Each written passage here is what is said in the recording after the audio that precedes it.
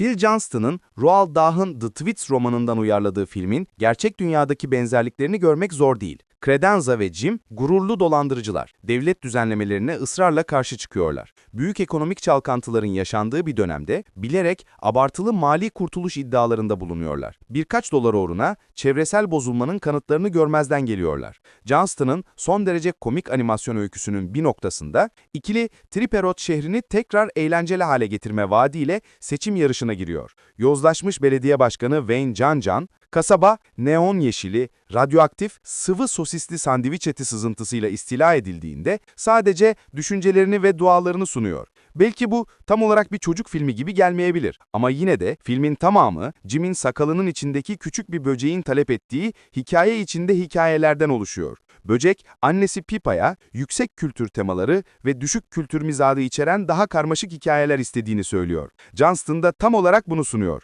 Film, tematik olarak Amerika Birleşik Devletleri'ndeki gerçek dünya mücadelelerine işaret etse de, Twits, çıplak kötülük karşısında empatinin gücünü anlatan, yaklaşık 1000 osuruk şakasıyla dolu, çoğunlukla anlaşılır bir hikaye. Belediye başkanlığı adaylığı tartışma sahnesinde, Twits, açık hırsızlıklarının vatandaşların yararına yapıldığını iddia ediyor ve ardından belediye başkanı Cancan'ın kıçına zehirli bir kek atıp patlatıyorlar. Yüksek kültür temaları, düşük kültür mizahı gerçekten.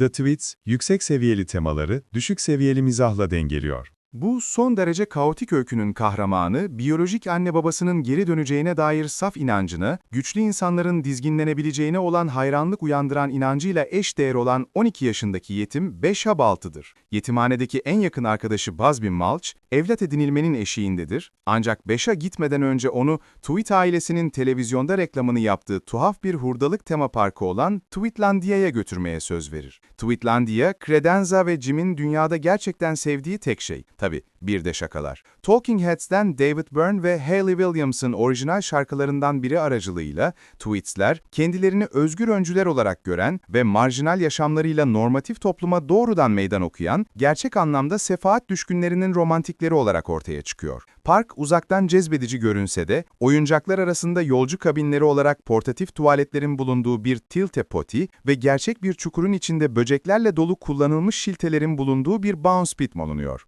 Ancak hız trenlerinin keyfini çıkaramadan önce, mülk, şehir tarafından tehlikeli, yapısal olarak sağlam olmayan ve bayat sosisli sandviç eti kokan bir yer olarak kınanır. Şehre misilleme olarak Credenza ve Jim Tweet, sıvı sosisli sandviç kamyonunu çalıp içindekileri sokaklara patlatırlar. Bu eylemde Busby'nin evlat edinilmesini domino etkisi yaparak engeller. Tweets ve Besha suçluları aramaya çıktıklarında, Texas testere katliamındaki evin çizgi film kuzenine benzeyen Tweets'lerin evini ve Mugglewumps adı verilen sihirli hayvanlarla dolu bir kafesi keşfederler. Empati kurabilen çocuklar oldukları için Mugglewamps'ları anlama yeteneğine sahip olduklarını keşfederler. Ailenin reisi Mary onlara zorla buraya getirildiklerini, gözyaşlarının parka elektrik sağlamak için akıtılabilmesi amacıyla sürekli baş aşağı asıldıklarını söyler. Besha, Twits'leri sosisli sandviç suyunu çalmaktan tutuklattırmayı başarsa da, kamuoyunda büyük yankı uyandıran bu yakalama, parklarının açılışının Triperot'u bir zamanlar bilindiği gibi dünyanın eğlence başkenti konumuna geri getireceğini iddia eden Twits'leri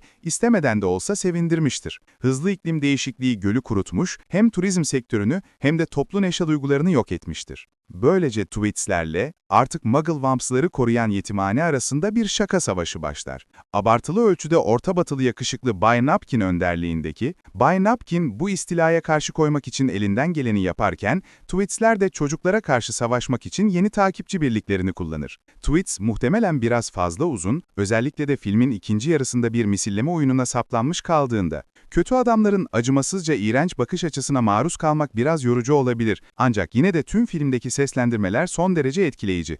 Animasyon, Johnston'ın son yönetmenlik denemesi Ralph İnterneti Kırıyor'dan oldukça farklı. Belirgin, abartılı karakter tasarımıyla Aardman'ın dokunsallığına daha çok benziyor. Buradaki mizahın çoğu absürt ve kahkaha attıran türden. Özellikle izleyicisine ne kadar güvendiği göz önünde alındığında, Monster House'tan sonraki en iyi çocuk korku filmi denebilirse belki de en iyisi.